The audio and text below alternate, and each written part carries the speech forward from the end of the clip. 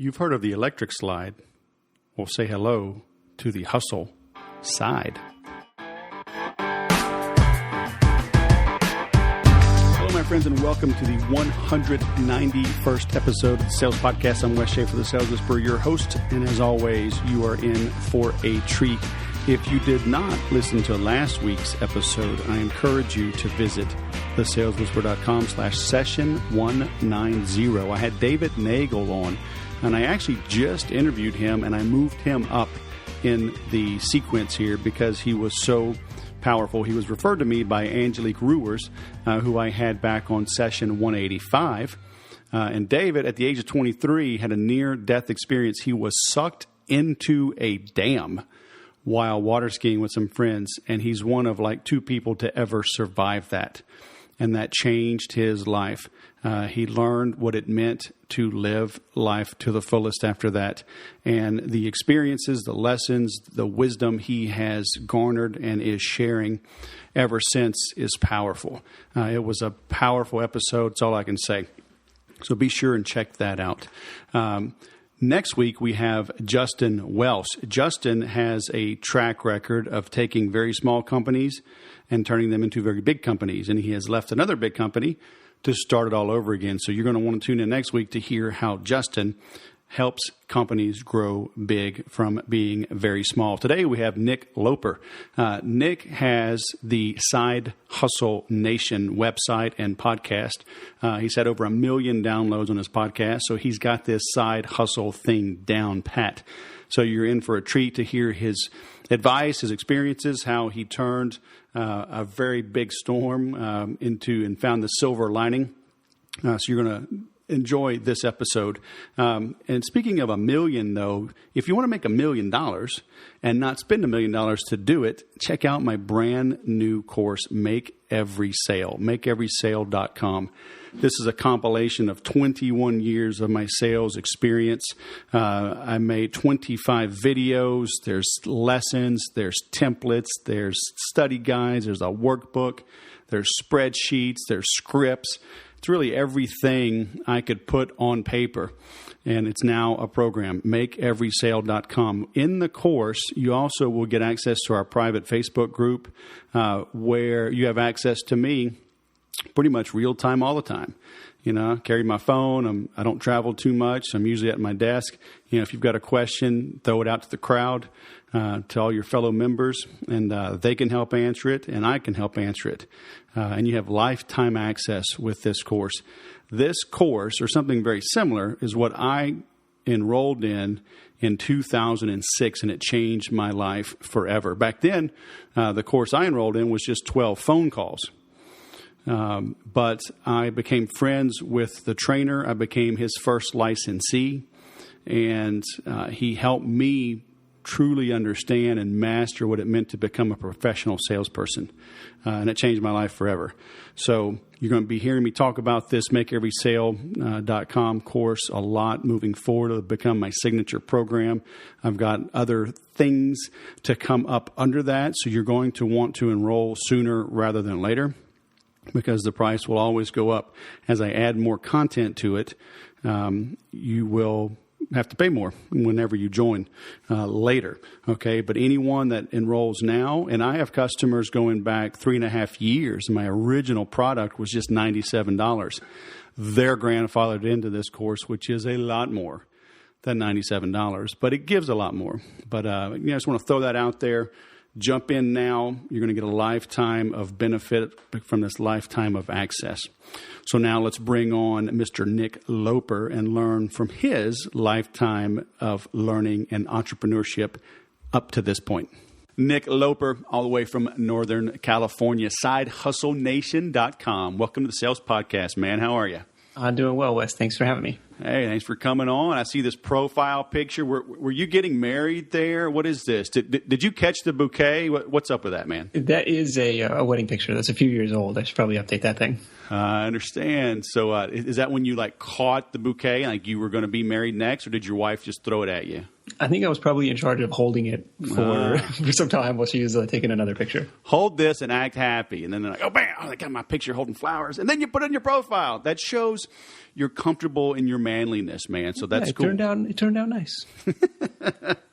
Well, hey, man, thanks for coming on. We've been Facebook friends for a little while. I saw you'd hit that 1 million download milestone, and I was impressed by that and inspired and wanted to have you on to kind of share your story.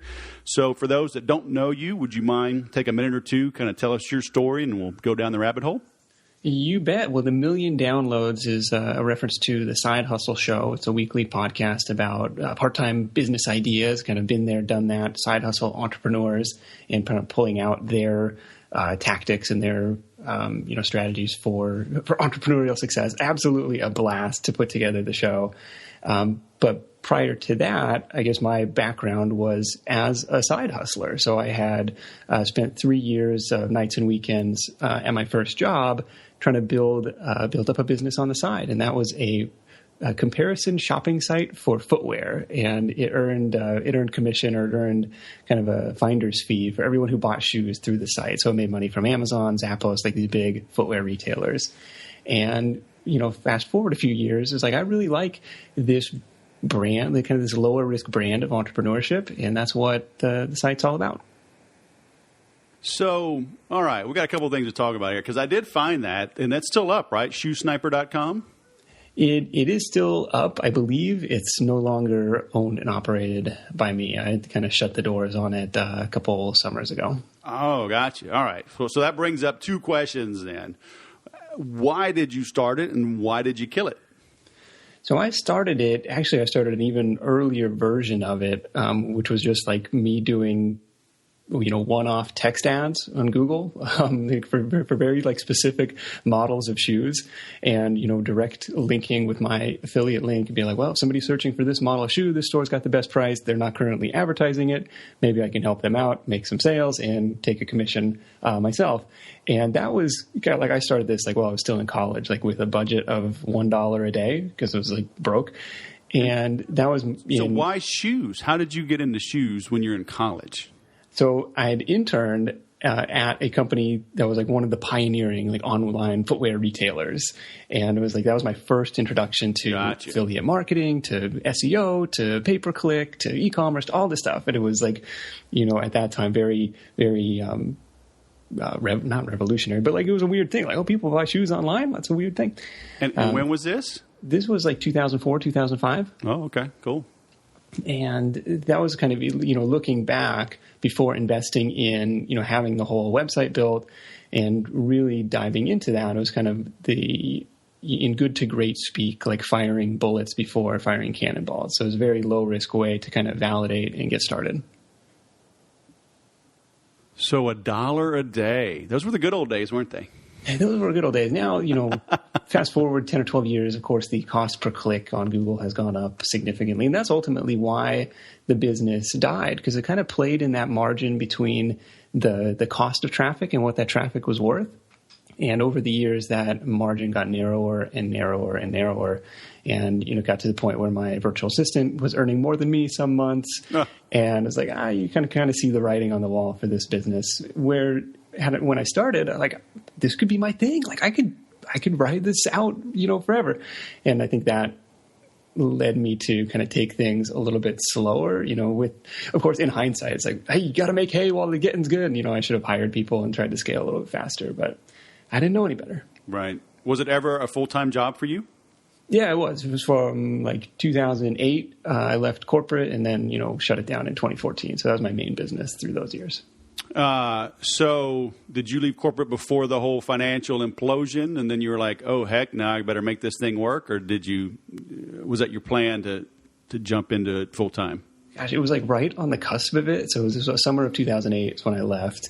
And, at the time, everything was going to hell, especially in California. Like I was, so I was working in the auto industry, and gas was like, $4.50 a gallon, and, things were not looking good at all. And so I turned in the keys to my company car, and like the very next day, so I have like more than 2 years of kind of account history and sales history and revenue history for this side business. And then on like my first day of self-employment, Google comes down and strikes the hammer down on me, and they said, your account is under quality review. Like, this is no longer a quality user experience. Like, you had no problem with this for the last 2 years. What are you talking about? And you go through the 7 stages of denial and anger. Oh, my gosh. And it was like, what did I just do? Like, I didn't necessarily burn my bridges, but it was like, I can't go back. And so it's like kind of having to figure out what they wanted to see to kind of get back in their good graces. So it was a really stressful summer trying to, of course they don't tell you what they, what they want to see. And in the meantime, they're, on the other hand of Google is like buying up comparison shopping technologies and engines. Like clearly they see some value in this type of site, but in the meantime, they were like, you suck. And then ultimately 3 months later, after, many thousands of dollars more in development costs, they came back and say, looks like we made an error. You're good to go. It's like, are you kidding me? Like I used to have hair at that point. It was a stressful time. So were you were totally shut down for 3 months? So that was one of the downsides of the business. It's kind of a theme that we talk a lot about on Side Hustle Nation. Like if you're relying on one source of income, and for most people, that's your job. Like that's an inherently risky position to be in. And I found even on my first day of self-employment, like I was in the exact same position and maybe even worse because I was relying on one source of income and overwhelmingly that income relied on one source of traffic. So I wasn't completely shut down, just probably 80% of the traffic came from Google Ads. Oh my gosh, that's so painful. It was a big hit. So during those 3 months, were you developing another stream? Were you just crossing your fingers and just riding it out? So what we were trying to do was, I think one of the issues they had was, hey, this landing page, the sole purpose of this landing page is to drive traffic to other pages. And they said, that's not a great user experience. It's like, hey, Google, who are you to judge? That's the whole purpose of Google search is to drive traffic to other pages. But hey, whatever you say.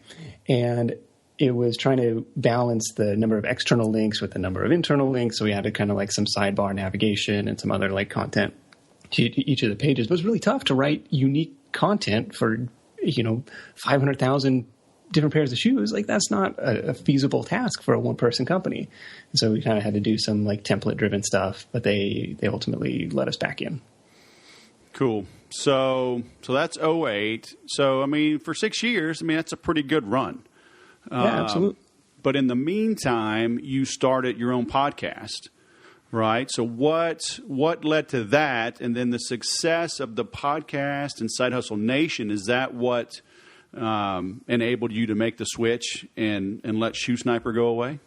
Yeah, so the Google slap, as it was called, and maybe as it's still called, kind of was a moment of awakening of like, hey, you should really diversify. And so, over the next several years, tried to build up several other income streams, several other businesses, and more than most of those have failed and kind of gotten swept under the rug, but a couple have stuck around and done pretty well. And one of those was the Side Hustle Nation brand. And that was kind of a cool excuse to kind of publicly experiment with some different stuff.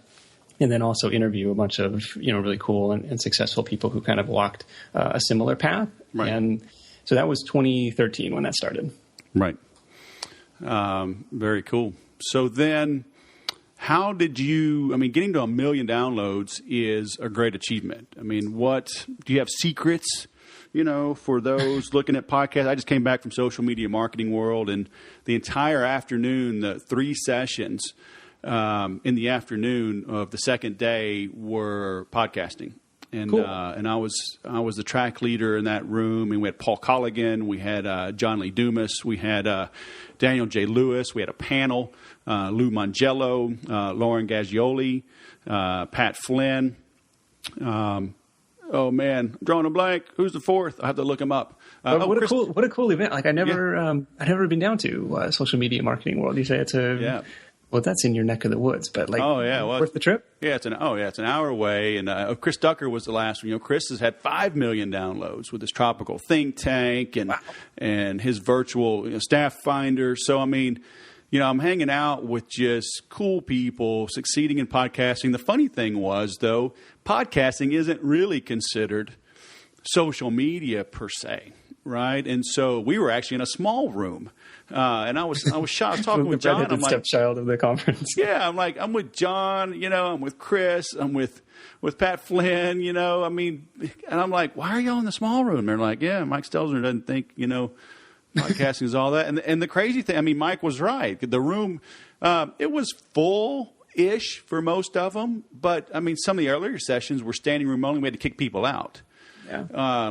But being with those guys and seeing their tips and whatnot, was really cool. But what are you doing to gain traction? Because there is a lot of interest in podcasting. You'd mentioned before we turned the recorder on that you were actually more of a writer and a blogger. So how did you make that transition, and how can others kind of follow in your footsteps? Yeah, I definitely thought of myself as a writer first, and it was like, so I'd been blogging kind of on a personal domain since 2009, and so I had 4 years worth of practice, so to speak, and learning WordPress and learning how to write for the internet. But like, there was no reason for anyone to pay attention to this, because it was just kind of, there was some marketing stuff, some entrepreneurship stuff, because that's what's going on, in my life. But it was also like, here's pictures from our vacation, and like just totally random. And so as I made a concerted effort, like, okay, I'm going to niche down, like finally listening to what everyone said, like, focus on one topic and, try and become the go-to authority on that thing. And that's when things started to take off. But for the podcast, it was like, if you rewind like a couple years earlier, everyone was like, YouTube is the future. You got to do video. Video is awesome. And I'm like, I really don't want to do video.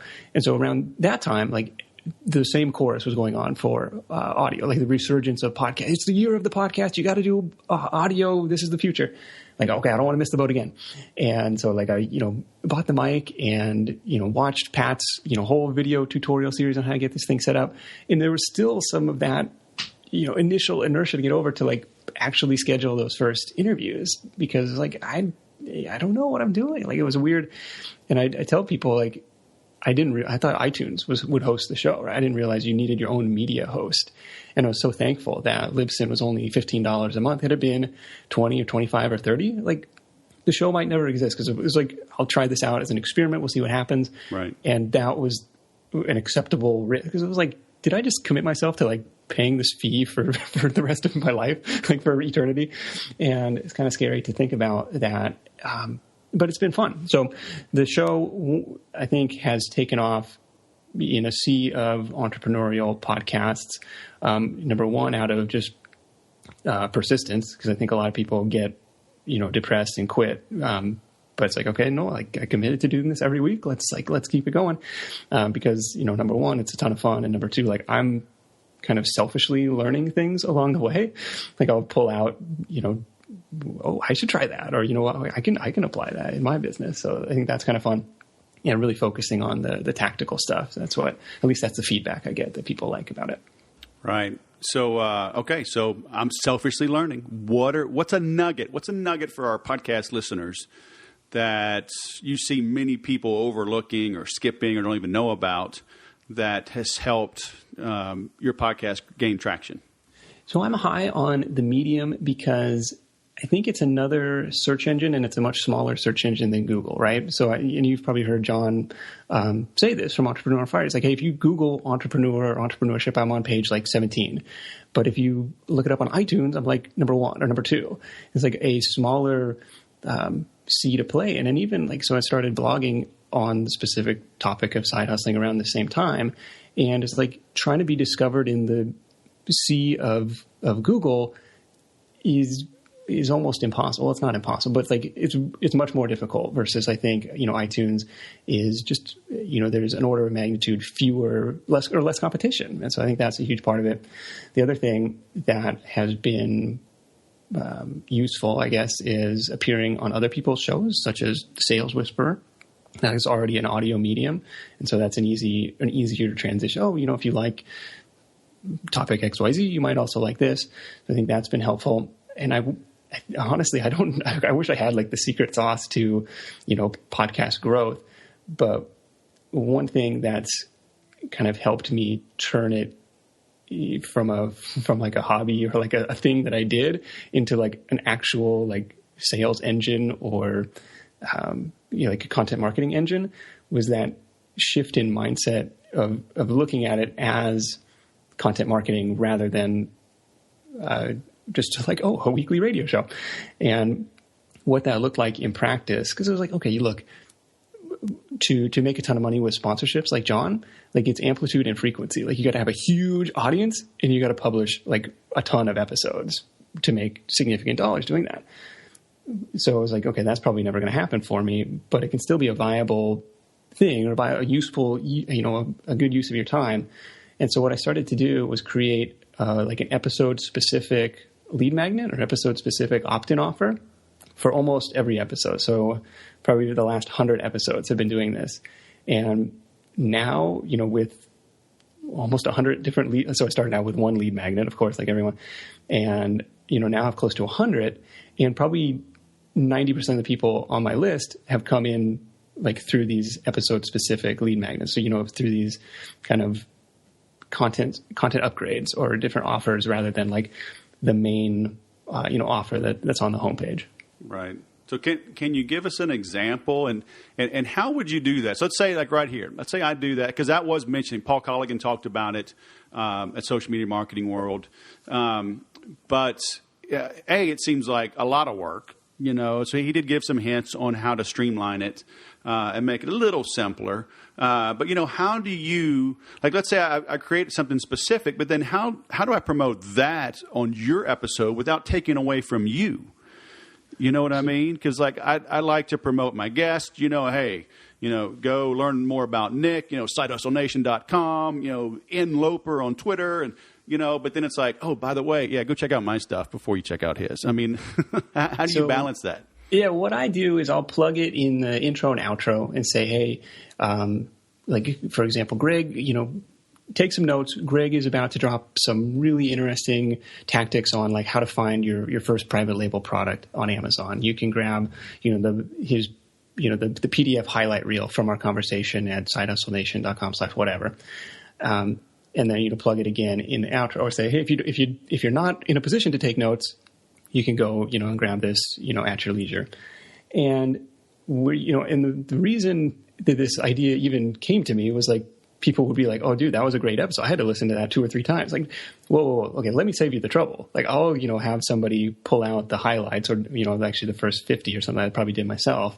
Like, let me create, the biggest takeaways from this conversation and put that together in a lead magnet for you. And actually started sending them out in response to more subscriber feedback saying, hey, why do we have to enter our email again? It's like, okay, well, now I'll just send you the link to that PDF file every week in the newsletter. And so a lot of people, I don't think even listen anymore. I think they just download those things once they're subscribed. Well, somebody's listening and get 1 million downloads. Somebody, hopefully it's new people. Bring them into the fold. So is that what you're doing now, is saying, hey, just subscribe and you'll get updates to each episode rather than make something unique? So I'll still do the unique content upgrade for each episode, and just it's a method, like a delivery mechanism. So if you're already subscribed, you don't have to enter in your email again. Just open up the newsletter and you'll find it in there. Right. And so what are you seeing insofar as like percentages? Is it old reliable subscribers like hop onto the newsletter, and then I'm just trying to figure out, like, a new visitor might be hesitant to get all of the updates, right? But I could imagine they would listen once, twice, 3 times, and they're like, oh heck, I keep getting these different emails. Why don't I just sign up for the overall update, right? Is that what do you kind of see, that trend where people will subscribe once or twice and then just say, give me everything? I'm trying to get a little more sophisticated about this with like email segmentation and stuff. So if somebody listens to an episode about, making money on Amazon, they're kind of getting right now just added to this master list. And so, when more Amazon content comes out, they'll of course get that stuff, but they'll also get updates, on other side hustle ideas as well. So I'm trying to get a little more sophisticated about that. But, in most cases, people are opting in for that, specific, the upgrade specific to what they just heard. Right. And then, so you don't really have an idea yet on like Do they get it 3 or 4 times before they just get the general overall subscription?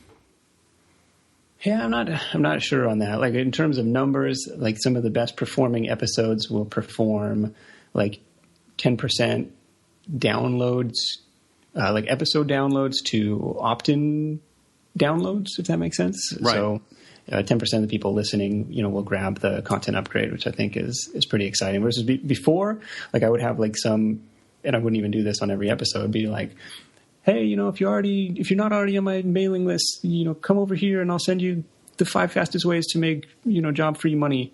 And it was like not related at all to what we talked about versus like the other, the very specific ones started converting like crazy. Because it's like, oh my gosh, yeah, that's what I tuned in to learn about. Right. So you'd mentioned earlier that, you finally listened, you started to niche down. And so is that what Side Hustle Nation, that became your niche of just helping entrepreneurs or, employees launch their own business? Yeah. And it's kind of which is kind of funny. It's like now it's one of many like side hustles and it's becoming bigger and bigger. But, I'm still trying to do affiliate marketing on the side. Like I'm still doing I'm still doing freelancing and Kindle publishing and like all of these other different income streams. And thankfully, like they all kind of fall under now this side hustle umbrella. And so it gives me a platform and an excuse to talk about them.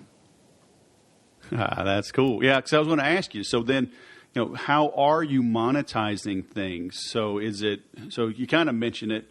Because affiliate traffic is still, I think it's a great way to grow. My business, I told people I'm just now rolling out a really beefed up, truly professional sales training program in my 10th year of doing this, right? Because I got Infusionsoft 8 years ago and really became just a big affiliate.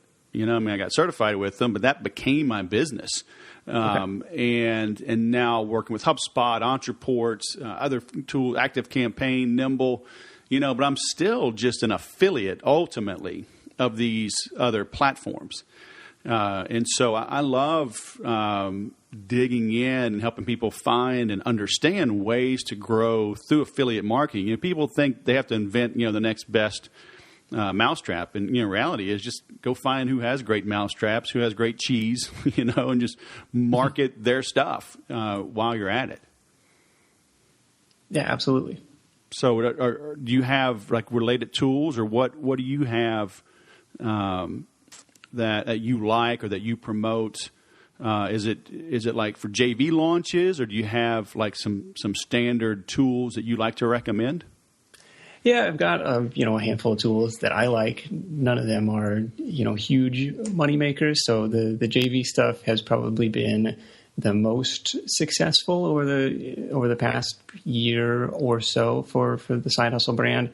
I'm pretty selective about what goes out. It's got to have kind of a broad enough appeal, and maybe once every a couple months I'll send something out related to that. But, so the site today makes money a handful of ways. The affiliate channel is definitely one of them. I host a private mastermind and do a little bit of one-on-one stuff. Cool. And then there's some sponsored content occasionally on the blog, and more recently just kind of have started accepting sponsors, like official sponsors on the show, which has been pretty fun. Yeah, I was going to ask you about that. It seems like you've got the volume now that sponsors should start stepping up, because isn't the magic number like somewhere around 10,000 downloads per episode? Yeah, and I'm just right around there right now. Cool.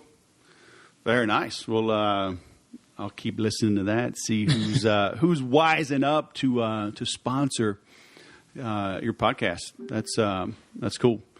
So what's the plans moving forward? Where are you taking things in 2016 and beyond? That's a good question. I was talking with my mastermind group about this last week. Like, I have very little aspirations to be the keynote speaker or to be the Pat Flynn, and like I'm already feeling overwhelmed with like the volume of emails and stuff that comes in, and it's like it's very flattering, but it's also like I kind of want to work on my own stuff. I feel very much like I've been in maintenance mode for the past couple months versus growth mode. What the theme I decided on for the quarter, for the first quarter, which is kind of extended into the second quarter because I didn't really get very much done. We have a 3-month-old in the house, so we're kind of in parenting mode. What the theme was just trying to make the most of the stuff you've already created, like the content that already is out there. And so what that looks like in practice was trying to syndicate to different platforms, like experimenting with so I had a handful of books that were available in Kindle only, so creating paperback versions of those. Still on my to-do list is like creating the audiobook versions of those just to build out that Amazon profile or portfolio. Looking at your library of content. So I've been going through this, very in-depth like content audit process, like on the Side Hustle Nation site. And I've deleted like 600 posts and, put in all these like redirects, and the theory behind this is like, if you have all this kind of irrelevant or outdated content on your site, like that's diluting in the eyes of Google, like the overall quality, overall relevance. And so it's like, okay, I'm trying to narrow down the focus to send the signal like, okay, this is what it's about. This is what, the site should rank for. And a couple months after I did that first round of deletions, like I saw a pretty noticeable spike in traffic. So just got through another round of that. We'll see what happens in the next couple months. And then I've got some content created around, like starting your first side hustle, and it ran a couple 30-day challenge groups in the fall, and trying to relaunch that, this spring, and kind of get things going on that front, like versus constantly feeling the pressure to create new stuff. Say, hey, what do you have? What assets do you have that are already out in the world? Could you, get some more mileage out of? Yeah, that's awesome that you brought that up, because I've done something similar. And do you know who Mark Schaefer is? I know. I don't.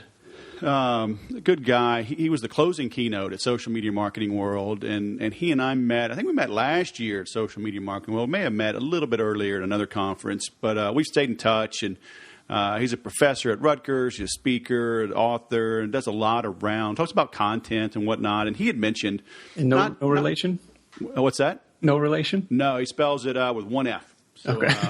Yeah, we always kids. Are you my uncle? Are we cousins? What are we? But he's out in Tennessee near Nashville, I think. But he had mentioned doing something similar, and I asked him, why did he do it and the results, and did you do redirects, whatever, just delete it? And he's like, yeah, I just killed it. It was old stuff, and I've changed my style of writing over the years, and because he's been writing for a long time, and I've had the saleswhisperer.com for 10 years now, and have been writing regularly for 8 years.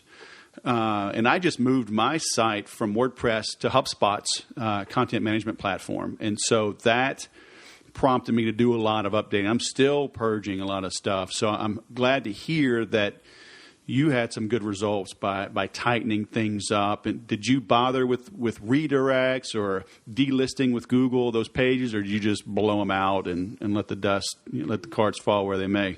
The first round, I just deleted them without really thinking about the repercussions. And so if you go into my, Google Webmaster Tools, there are a lot of kind of crawl errors. I think those will go away as the sitemaps update and stuff. Yeah.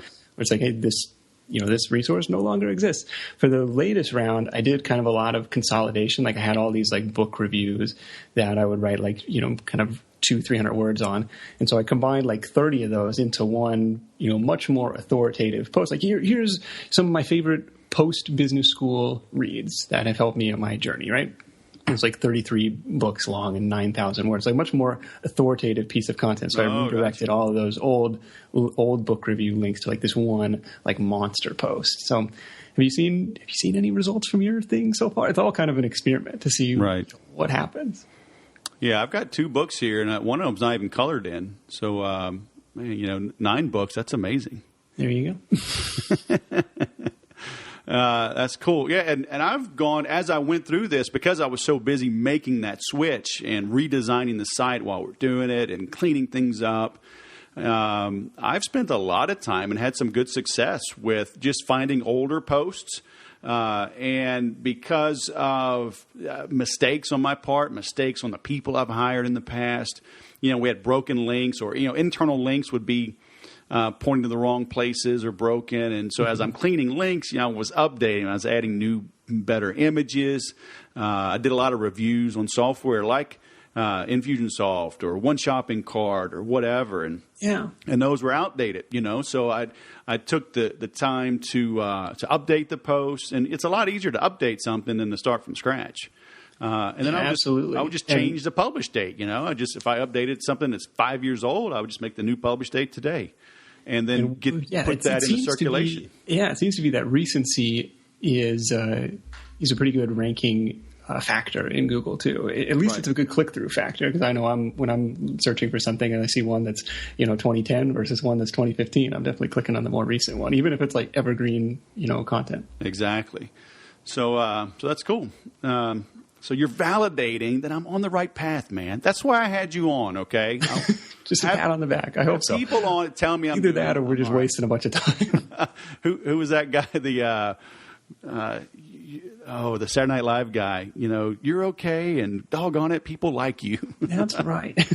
Now I'm drawing a blank on him, but oh well. He's a congressman now, or a senator or something. A dude is he from Minnesota? Franken. Yeah, Franken. Oh, well. Smiley, I don't know. I digress. Well, hey, this has been cool, man. I mentioned your sidehustlenation.com. Your Twitter is at nloper.com. And we'll link to this as well in all the show notes. But any parting words of wisdom for our listeners? What should people do after listening to this? What's the one thing you'd say, like, if they were in your mastermind, you're doing a little one-on-one hot seats with them, what would you say? Go do this today, tomorrow, and this is going to increase your chances of hitting your goals. Man, that's a loaded question. One thing that I really try and hammer home, or a couple of things. Am I allowed two things? Oh, fine. Okay, first thing is breaker. like an overarching thing that there's only two ways to get rich, and you can either make more or you can desire less. And so I try and tackle it from both sides of that. Like, I want to never have to worry about money again, but I also want to not need all of these things that society says I need. The second thing, as it relates to different business and specifically to different like side hustles, is the idea of thinking like a scientist. Consider all these different projects as little experiments, and the reason I say that is it kind of lessens the sting of failure. I think the scientist in the lab, right? She never really fails. Even if the test tube blows up in her face, it either proves or disproves her hypothesis. And so the example with the content audit thing, my hypothesis is that should increase my Google rankings, and maybe it will, maybe it won't. And in a few months we'll have some more data on that to verify. But I really like the idea of framing all these different projects, like the podcast. It started out as an experiment. It's taken on a life of its own. Yeah, I could say that about pretty much 100%. How do you maintain optimism and focus, when the ice maker just went out? Now my daughter needs braces. I got my third child, my first daughter, just started driving. So, we're looking at a car. We got to add insurance, and we want to redo the backyard, and the quotes are coming in astronomical, and then it's like, well, go experiment on this. Maybe it'll make money. Maybe it won't. Maybe it'll totally derail you, 20 hours a week for the next 6 months and deplete your income. Meanwhile, your daughter's teeth are falling out of her face. I mean, how do you maintain that momentum and optimism while you're doing something that may not work? Well, first, don't make a bet you can't afford to lose. I see people, investing into, training programs and, other systems, or buying cash flows and crazy stuff that if this goes belly up, that's not a good situation, right? So don't do any of that. But what kind of keeps me going, and I can't speak for everyone else, is that big picture. Why? Why am I doing this? Am I doing this to make money, or am I doing this because it's this is a fun thing? Whether or not I would be happy if it made money, but it's a fun project to try and work on. And for me, that why is just because I have a good time with it, and I like to share the results, as it relates to the side hustle stuff. But I guess I'm coming from it from the position of like not needing it to cash flow right away. And I think a lot of people who are working day jobs are in that unique position where you can almost have your employer as your silent partner. Whereas if you're the person who needs to put food on the table, needs to pay rent like next month, like you're in a much different position, and you're much less of an experiment mindset and more of like, okay, go hustle, like go find a customer mindset. Like you got to go sell something in the sales whisper, to speak. Yeah, I like that. So don't make a bet you can't afford to lose, and make your employer your silent partner. Because I see so many people that, they're miserable where they are in their day job as an employee, as a W-2 salesperson. And they want to go out on their own. I'm always saying kind of the same thing. It's like, okay, if they're totally pummeling you, then and you don't like it, and they're abusing you, right? They're expecting too much. I said, fine, cut it to 9 to 5. Give them a solid 8 hours, and then leave. And then the rest of that time, when you're off on nights and weekends, build a business. But it's like you got to see the advantages of having a job, because there are advantages. There is a steady paycheck. There are benefits. Maybe they're paying for your cell phone and your internet connection and blah, blah, blah, blah, blah. Yeah. And that affords you the opportunity to invest and make some mistakes, right? You can invest in some things and maybe you'll mess up. But if all you're doing is running around saying, I hate life, I hate my job, I hate my company, oh, woe is me, then you'll never build that successful side hustle, right? Well, this is why I really like sales, because they get this, right? You ask people, would you work for 100% commission? And most people are like, no way. That sounds like way risky. But salespeople are like, yeah, I want my income to be based on my performance. Like I am okay with that. And that's what life is like as an entrepreneur. So like they totally buy into that. And that's why I love it. Right. Okay. So those were 2 great tips. Okay. All right, man. Well, that was awesome. Nick Loper, thanks for coming on the Sales Podcast. All right. Thanks for having me. All right, man. Have a great day. What'd I tell you, huh? 1 is the loneliest number. You need more than 1 computer. You need more than 1 lead source. You need more than 1 income source, because you never know when things are going to go wrong. And when they do go wrong, that'll test your mettle. That'll test your fortitude. Do you have the courage of your convictions?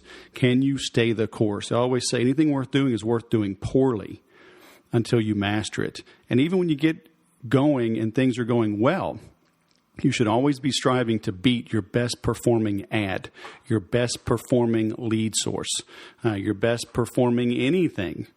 Because I guarantee you, as soon as you sit still and you get complacent, the end is near. Jack Welch always said, if the change outside of your organization is greater than the change inside of your organization, then the end is near.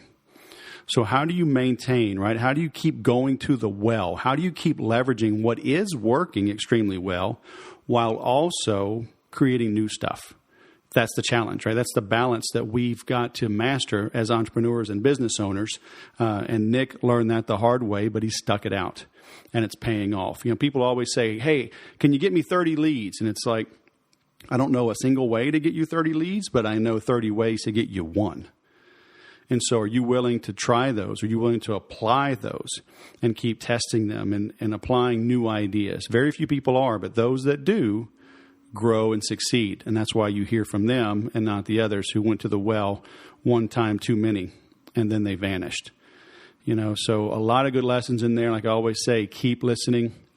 Listen to it multiple times. Take notes. Let the things sink in, the interesting tips, the things that you need to hear right now. Because it's funny, you go back and listen, you'll hear different things. You're like, man, is that a new episode? Like, no, same episode. You were just ready to hear the message.